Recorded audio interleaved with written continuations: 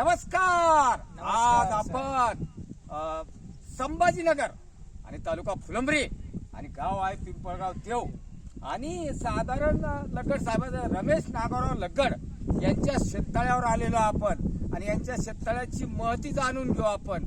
आणि नानाजी देशमुख कृषी प्रकल्पाअंतर्गत त्यांनी सामूहिक शेततळे घेतलेले आणि सामूहिक शेततळ्यामध्ये खरीपामध्ये पाणी भरून ठेवलेलं आहे.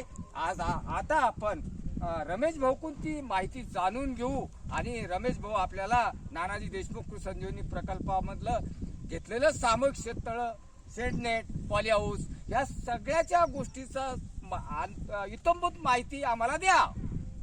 नमस्कार. सगळ्यात पहिले माझं नाव रमेश नागोराव लग्गड.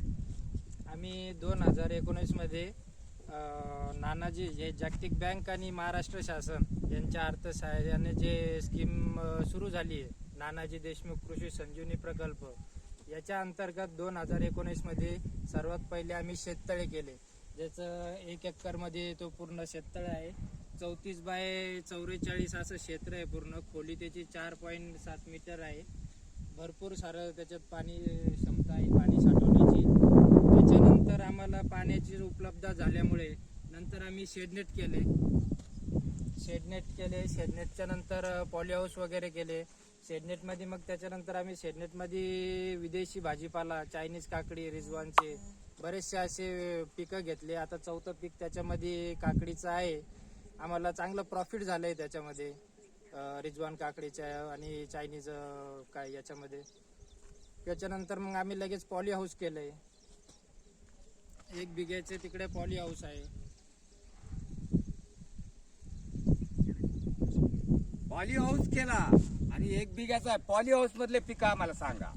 पॉली हाऊसचं तर शेडनेटपेक्षा तर चांगलंच आहे. त्याच्यामध्ये आपण वेगळ्या प्रकारे जसे शासनाचे नियम होते, वेगळी प्रकारची माती आणली, त्याच्या लाल माती, फुलांचा पहिले प्रयोग केला एकदम मस्त. आपण त्याच्यामध्ये वातावरण कंट्रोल करू शकतो शेडनेटपेक्षा पण जास्त. त्याच्यामध्ये पण भरपूर असा प्रॉफिट झाला. बेमोसम कधी पण आपल्याला माल घेणं शक्य झालंय त्याच्यामध्ये.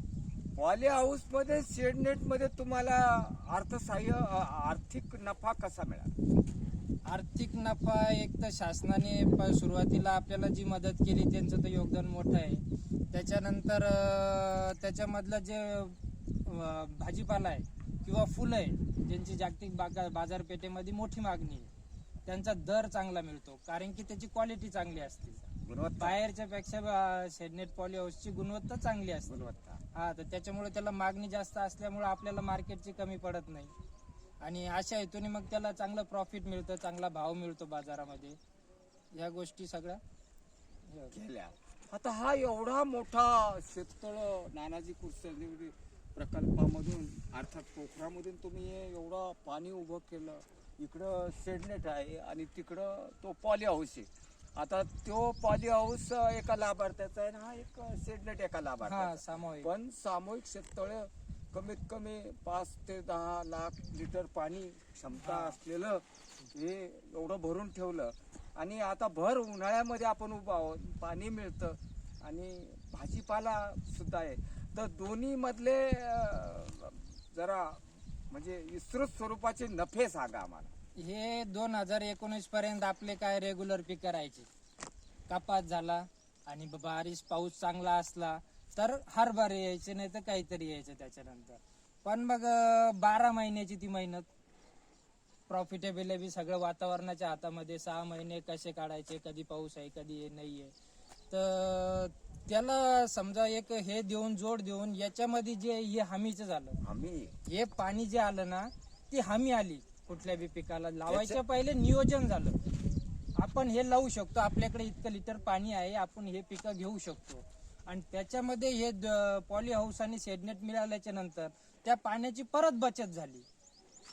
त्यांनी मग आपण ज्या गोष्टी जिथं काही घेऊ शकत नाही अशा रानामध्ये आपण आज हिरवळ पिकवली, प्रॉफिटेबल शेती करतोय. म्हणजे पाण्याचं पहिल्यांदा नियोजन पहिले पाणी पाहिलं. आता पहिले जर शेडनेट केलं असतं तरी पाणी नाही आपल्याकडे.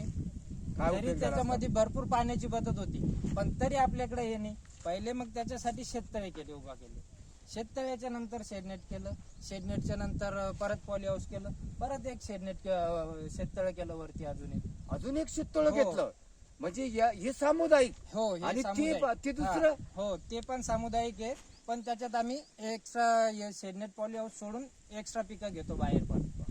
याचं महत्व कळाल्याच्या नंतर ते पण परत केलं ना, परत एकंदरीत तुम्ही आनंदी झाले आनंदी झाला. आणि लाखामध्ये उत्पादन हा लाखामध्ये मिळायला लागले. लाखामध्ये मिळायला उत्पादन लागले. म्हणजे शेडनेटचं बी लाखाना आणि पॉली हाऊसचं बी हो, लाखाना आणि सदन झाले तुम्ही. हो हो नानाजी देशमुख संजीवनी प्रकल्पाअंतर्गत सामुदायिक शेततळ्यावर आपण उभा होतो आणि सामुदायिक शेततळ्यावर उभा असल्यामुळे तिन्ही लाभार्थी आज एकत्रित आलेले आणि तिन्ही लाभार्थी समाधानी आहे, आनंदी आहे. धन्यवाद, नमस्कार.